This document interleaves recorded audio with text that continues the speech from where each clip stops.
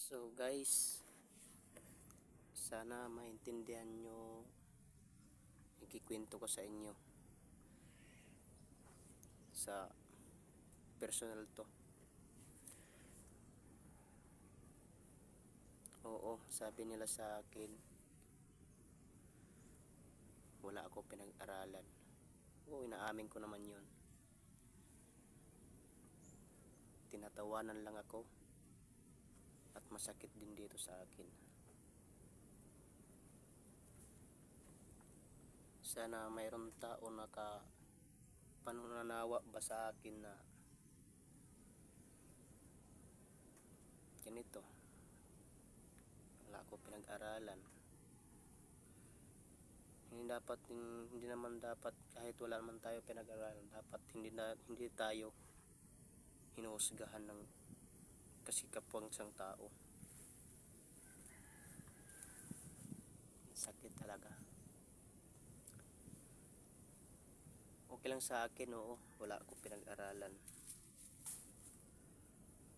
Namumuhay naman ako ng tahimik at mapayapa sa akin kalagayan ngayon. Hindi man ako humihingi sa kanila, hindi naman ako hihingi din pagkain.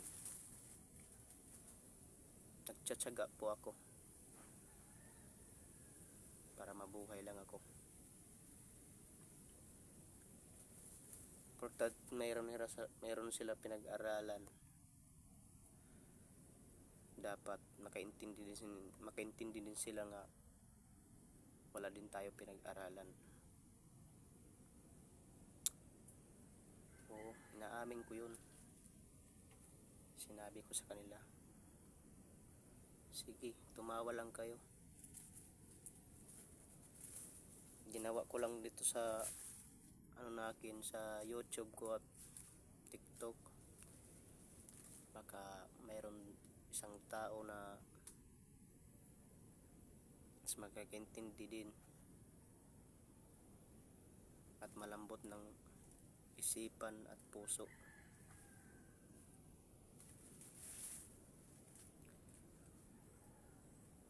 Sabi ko naman sa kanila, hindi naman ako nagsasabi na mayaman ako. Hirap talaga ako. Ginagawa ko lang dito sa palayan namin at nagtatanim, araro, para mabuhay at aking lolo at lola. Ako ay hindi pa nagpag-asawa kasi mahirap talaga pag walang pinag-aralan. Sana mga ka-idol, dapat makano din kayo ng isang katulad ko.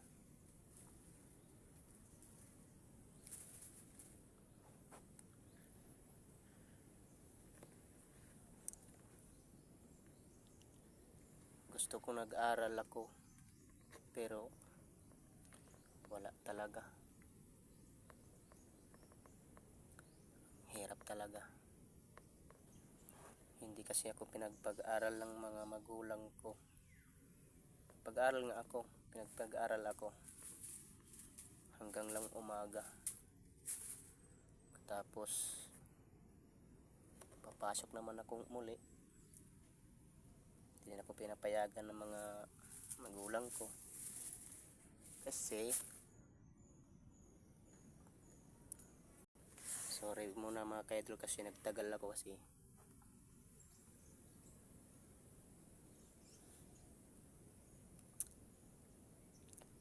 kinausap ako ng kaibigan ko na ako din nagbabantay ng mga kapatid ko. Ako'y alaga at nagpapadidi sa kanila kasi nila mama at tataying pinakatatay ko ba, stepfather, at sila ay namimilwit lang, huli ng isda para makabili na kami ng bigas. So pagkaaga naman, pagdamaling araw na naman, punta din ako sa school. Yung mag-ano na rin kami, yun na, makapasok na naman muli. Yung ginusto ko, tinigil na lang ako pag-aral.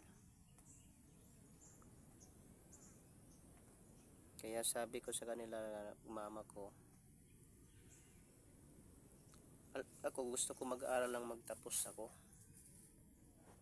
Pero wala naman, di naman magagawa. Mga kapatid mo at gano'n, hindi ka pa magbabantay. Kaya mga ka-idol, sana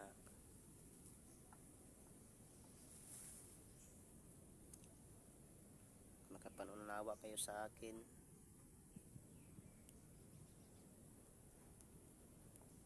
Kahit na gano'n lang ako dito sa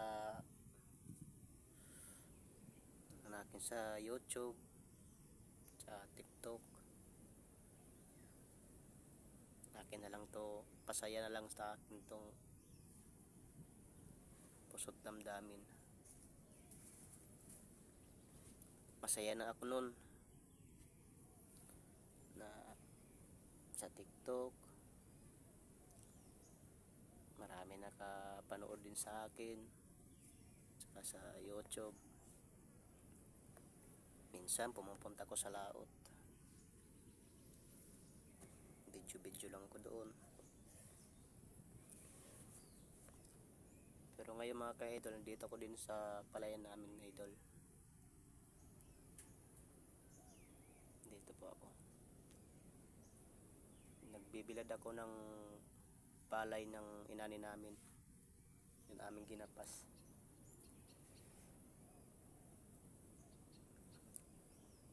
Para makakain din kami. Pag na na yan, amin ipapagiling na yan para makasaing mamaya. Ayan po mga ka-idol, pagpatingin ko sa inyo. Ayan po. Ayan. Tapos ayan po na aking inararo kahapon, 2 batang. Ayan. Kaya dito din ako sa aming upuan.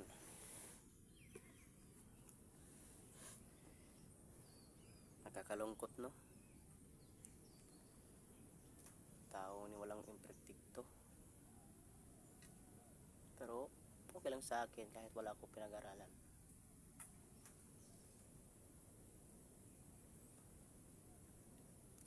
Pasalamat na lang ako na sa taas kay Lord na binigyan ako ng isang pagkakataon na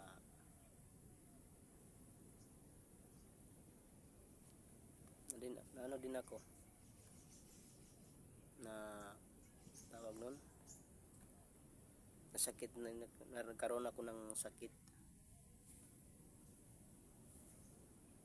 kasi pinatahi ko na tong ko dito. Yan, mga ka-idol, na binigyan pa ko ng chance na mabuhay akong muli kasi ito ng kuko, pero ito gano'n, no, sugat nito, saka ito dito pa rin, nalutos ng motor, hindi man ako nag-drive nun.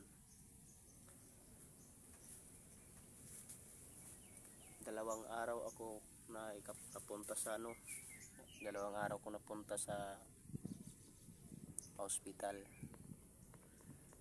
Nakaano dito, nakadikit na nga, pero gusto makuha nila ng dumi ng dugo na ano, yung tumigas na dugo. Tapos takot din ako sa mga injik kaya hindi ako nagpa-injik. Sabi ng ano nila, mga doktor, kaya mo. Ako no po, kakayanin ko po. Wag lang ano, panturok, wag lang, sabi ko. Ginaya ko. Sobrang sakit, kaya nga ginanong ko para maranasan kung gaanong kasakit talaga, na para maramdaman ko kung uulitin pa o hindi na. Yun, na alam ko na sakit talaga.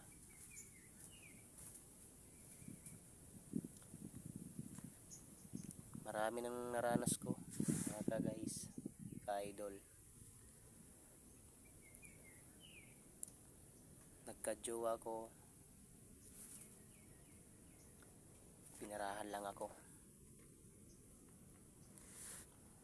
Siya may cellphone, ako walang cellphone. Tapos trabaho ng trabaho, paabot ng sahod ko, hinihingi siya, bibigay ko namang lahat. Halos nga hindi ako makabili ng mga damit ko. Tapos nalaman ko may iba palang lalaki sa buhay niya. Kaya yun, hindi na ako nagmahal ng muli. Hindi na ako nag-ibig. Kung may mag-iibig naman, kusa na lang yan, at darating na lang yan para sa akin talaga. Ako pala si John Mark Ilaw po.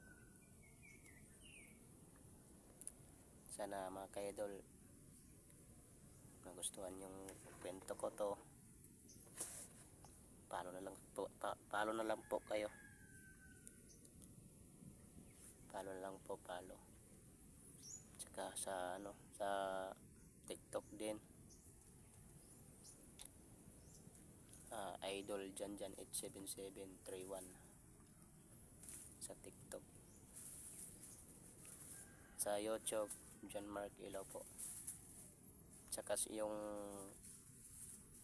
pati yung yung Facebook ko din, yun nakalagay din na John Mark Ilaw po. Sana maintindihan nyo mga ka-idol. Thank you po sa inyo mga ka-idol. God bless po sa inyo. Bye bye.